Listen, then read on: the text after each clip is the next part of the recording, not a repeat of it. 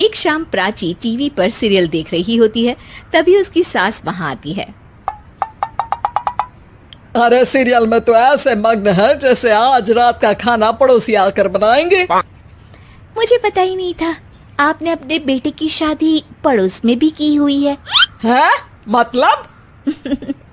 मतलब इस घर में सारा काम बहू ही करती है, आप तो सिर्फ खर्राटे मारती हैं। अच्छा जी, फिलहाल तो तुम आराम फरमा रही हो, चलो जाओ, ये मेरे टीवी देखने का समय है। आहा, इसीलिए मुझे भगाया जा रहा है। सॉरी, अब तो बिल्कुल नहीं जाऊंगी। प्राची की इस बात पर दोनों सास बहू के बीच टीवी रिमोट के पीछे बच्चों जैसे छीना झपटी शुरू हो जाती है, जिसके बीच श्लोक भी काम से घर वापस आ जाता है। आज मेरी चूहे बिल्ली की जोड़ी किस बात पर झगड़ रही है?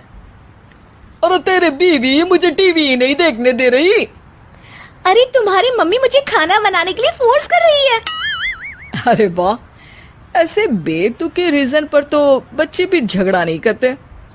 अरे मुझे कुछ मत बोल, सब इसने ही शुरू किया है।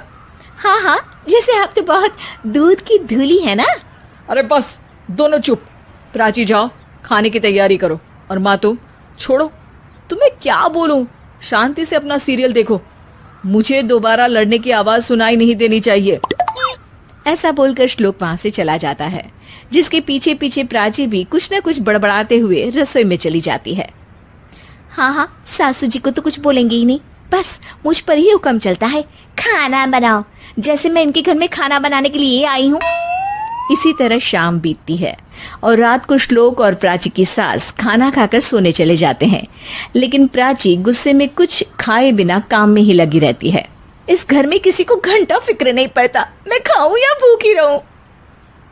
प्राची कुछ देर के लिए रसोई से बाहर जाती है और जैसे ही वापस आती है तो वहां दूध का भरा ग्लास देखकर हैरान रह जाती है। फिक्र पूरी है, बस दिखाना नहीं है। प्राची दूध पीकर सोने चली जाती है और अगली सुबह एक बार फिर सास बहू का कार्टून नेटवर्क स्टार्ट हो जाता है। ये तुमने ही किया है। अरे अजीब जबरदस्ती है, मैं बोल रही हूँ मैंने कुछ नहीं किया।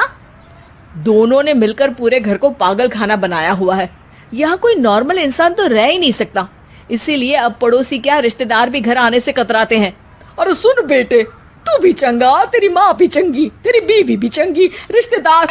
हाँ जी, आपको नहीं पता क्या, गंगाधर ही शक्तिमान है, रिश्तेदार ही। हाँ हाँ, बस समझ गया।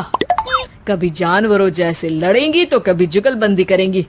भाई मैं आप दोनों के बीच में नहीं फंसना चाहता। सास बहू की इस मनमौजी जोड़ी से परेशान होकर श्लोक अपना सिर खुजलाता वहां से चला जाता है। चलो अब मैं भी कीर्तन में जा रही हूँ। इस पर जैसे ही सास कमरे में अपना पर्स लेने जाती है तो वहां नाश्ते की प्लेट रखी देख मुस्कुराने लगती है और नाश्ता करके घर से बाहर निकलते हुए कुछ पैसे टेबल पर रख जाती है, जिसके कुछ देर बाद सिलेंडर वाला घर आता है। ओ मुरी मैया, मैं सिलेंडर के बारे में तो बिल्कुल भूल ही गई थी। घर खर्च के सारे पैसे भी मम्मी के पास है और श्लोक से बोला तो उल्टा 4 बात सुनाएंगे। प्राची ये सोच ही रही होती है कि अचानक उसका चेहरा चमक उठता है और वो घर में आकर इधर उधर देखने लगती है। तभी उसकी नजर टेबल पर रखे पैसों पर पड़ती है, जिन्हें वो सिलेंडर वाले को दे देती है। ये सब श्लोक देख लेता है। अच्छा बेटे, इतना बड़ा घोटाला, सबके सामने मैं तेरी दुश्मन और पीठ पीछे तेरी मेरी यारी।